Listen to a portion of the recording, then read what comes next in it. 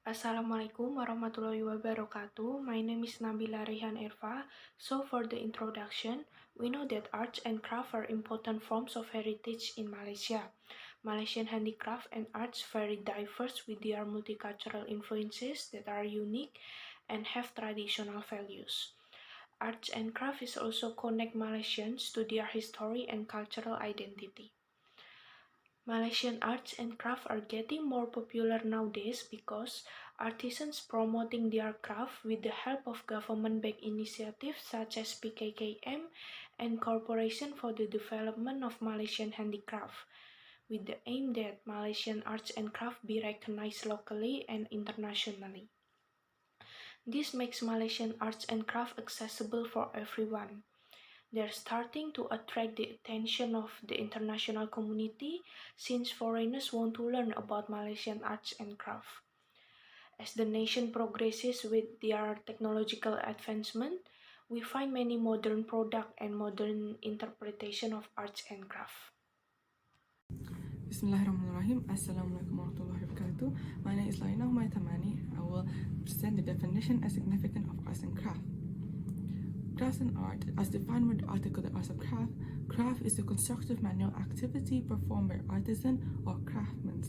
In contrast, art is practiced by creative artists as aesthetic expression. And as for the significance of crafts, it is closely tied to a nation's cultural identity and traditions that have been passed down from the generations to generations. Because of this, the Malaysian government have built many initiatives to preserve the crafts and the traditions of Malaysia. For the significant art, it is quite different because art is not closely tied to a specific form or activity. From the article The Arts and Craft in the Era of Creative Industry in Malaysia, artists and artworks, the audience and the social context are other components that constitute the world of art. And art complements the growth and the history of the nation and its people, but it is not explicitly connected to the culture because art is basically the expression and perspective from an artist and their interpretation of the current happenings of the world. Hello everyone, my name is Putra Almeida and now I'm going to continue the next topic, which is instrument. As you all know that Malaysia is known as a multicultural and multiracial country which exhibits diverse music and dance forms. Middle Eastern music is one of the favorites among Muslim Malays. Historically, Malay music is influenced by Islamic prayers, the Middle East, Arab music, as well as music from Europe and Southeast Asia, including Indonesia. However, there are some traditional instruments which are found within the Malay culture, like rebab, gendang, rebana, Chinese-style tawa gongs, the Indian harmonium, and the Western-style violins. In addition, Malaysia has two traditional orchestras, which are the gamelan and nobat.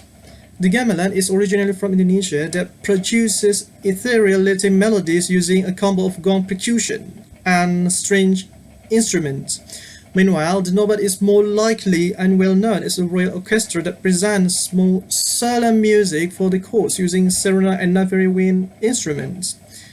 And however, there are also several other traditional Malaysian musical instruments that I put it here, such as rebana, ubi, kompang, gambus, and sapet.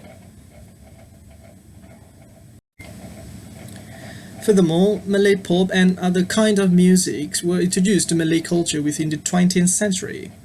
Malay pop began within the 1915s by P. Ramlee, who is recognized as a famous crooner that fused Malay dongdang sayang with Cuban and Latin music, then had them played with Western instruments. Historically, modern Malaysian pop is strongly influenced by pop from Indonesia, Thailand, Hong Kong, American soft rock, and other styles in Asia. And also, I think we might have heard a popular name or famous singer in Malaysia, which is Datuk Siti Nurhaliza Taruddin, or commonly known as Datuk Siti Nurhaliza, has thus far achieved 200 local awards also as international awards. Datuk Siti has been involved within the local music scene since the mid-1990s, and she has recorded about 15 albums and 20 big-scale concerts within the country as well as abroad. Bismillahirrahmanirrahim. My name is Fikri Roshan. Inshallah, my part I will explain to you about dance and songket. Starting by dance. So basically, dance is a movement of the body in a way that is in accordance with the rhythm, which usually follow the style of music being played. So when we dance, we don't just move our body like what we want, but there are certain steps. Like in the song, we have to raise our hand or we need to kick, and in this song we have to be sad or happy because the purpose of dance is to express or convey an idea or emotion, release energy, or simply enjoy the movement itself. According to Bagong Kusudiarja, he is a dancer. Dance is the beauty of the movement of the parts of the human body, soulful and melodious. The important in dance can be done anywhere, in indoor or outdoor place, and individuals or in the group. We need to know Malaysia is multiracial, multi-religious, and multicultural country. Furthermore, usually each ethnic group will have its own custom and tradition, starting with their own language, culture, lifestyle, dress. There are Indian, Malay, Chinese, and also the religion, food, custom, and even dance. That is why it is not surprising that if we go to Malaysia and travel all over Malaysia, we will see a lot of different in each region. Each place has its own characteristic, but unfortunately, only a few young people today who learn and know their tradition because most of them are already influenced by the Western lifestyle. So we move on to the famous dance in Malaysia. Actually, there is a lot, but I put here only one. It's Zapin. So Zapin basically originating from Arab that developed in the archipelago Nusantara, and Zapin come from Arabic word Zafan Yazfinu Zafnan, which means dancing or kicking. Historically, that Zapin entered the archipelago, including Malaysia, which is through the process of Islamization carried out by Arab traders at the time, because the people of the archipelago at the time were very open. So it was very easy to accept art from outside, and one of them is Zapin. However, nowadays Zapin is one of the traditional dance in Malaysia, and more precisely in Johor Bahru, which is always used in various events such as wedding. Bismillah. Now we move on to the batik. Batik is the technique of dyeing fabrics with the desired pattern using resist wax technique. The wax can be applied onto the fabrics using various methods, such as the chanting, which is a pen with a small spot in the end for the wax to go through, ties, which is tied strategically in places which will produce a resist pattern, and this is commonly known as tie-dye technique, and carved block is another method to use, which is the carved block is dipped in wax, and they are commonly used for printed batik, and paintbrush, which is a more modern form of method, and it is commonly known as batik painting. And how it works is that the wax is first applied to the fabric using the chosen method as described earlier. For example, if the artisan chooses to use chanting, they will draw onto the fabric, which usually is cotton, and then a layer of desired dye is applied onto the fabric, and some of the chosen motif then can be removed using heat, meaning that some of the wax can be removed using heat, not all. It depends on the artisan and the desired effect, and then another layer of dye is applied, and then this repeats until the desired effect is finished. The second handicraft is bamboo weaving. Bamboo is also a popular choice for art pieces and handicraft in Malaysia. It is used to create baskets, bags, and other household wares. Usually, the craftsmen purchase bamboo as a raw material from the local market.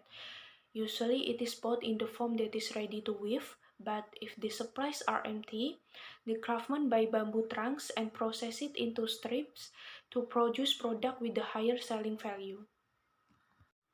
If before people weave bamboo using their hands and skills to make household wares, now people use machines to make this handicraft. And now let's continue and talk about careers. Keris is one of the various weapons of the Malay people, in addition to swords, spears, badik, sewar, kelewang, kerambit, and so on.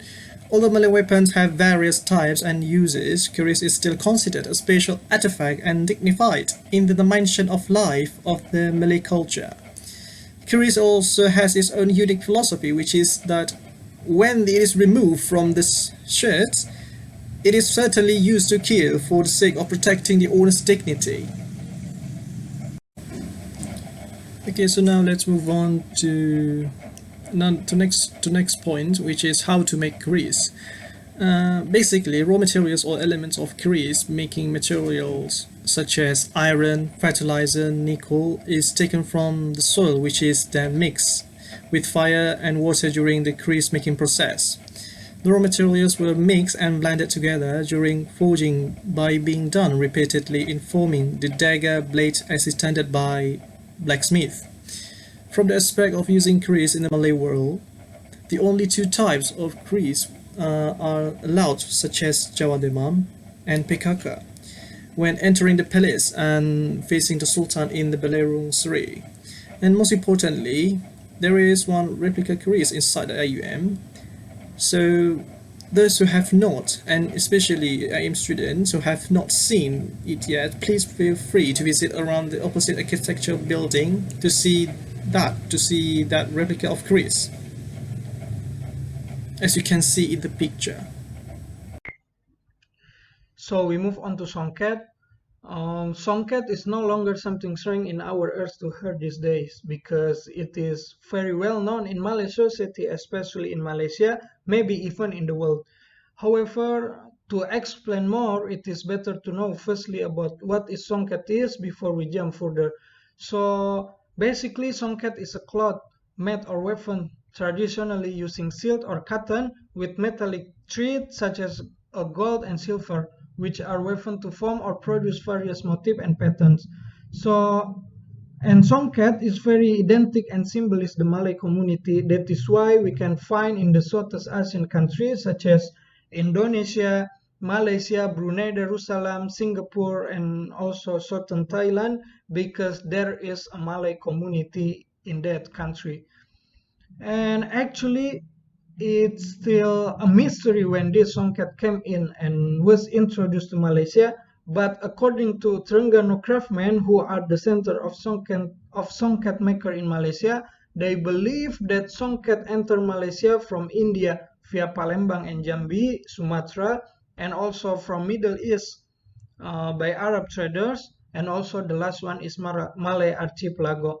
The important, they agree that songket was introduced by merging the royal family because at the time they usually used in formal events such as wedding, feast, celebration, and etc. Next, we move on to the origin of songket. So historically, there are some difference of opinion about the origin of songket. For the first, in the 7th century, it was said that this songket came from Chinese and Indian traders who at the time succeeded in the mastering trade in the Southeast Asia. And the second, in the 13th and 15th century, it was said that this songket originally came from the Sriwijaya kingdom because it has been found in Sumatra various Sriwijaya art style statues. The important songket became popular and famous in the 13th and 14th century during the Palembang Kingdom. In addition, this songket was widely used by kings in Palembang at the time, which from time to time this songket began to spread in Southeast Asia, and one of them to Malaysia. For the conclusion, Malaysian arts and craft unique due to multicultural history. Craft can be described as an activity done to create well-made functional object, in contrast with art, which is an activity to express creative concept. As we discussed above, there are many interesting forms of traditional Malaysian dances. The three famous dances being Zapin dance, Gamelan dance, and Fan dance. On the other hand, Malaysia is also famous for its beautiful handicraft, and many cultures and tribes in Malaysia, which make this handicraft contribute to the diversity of Malaysian craft. For example, batik, songket, keris, and bamboo weaving. And we know that today arts and crafts starting to develop along with the development of today's technology. To maintain traditional Malaysian arts and craft, the local people need to promote their arts and craft to foreign tourists so that it will become familiar. We think that so far the local people has done enough to promote their arts and craft to foreign tourists. Many foreign tourists want to learn about Malaysian arts and craft. In the future, we hope that the Malaysian government should continue to support their local traditions. So that's all from us. Thank you.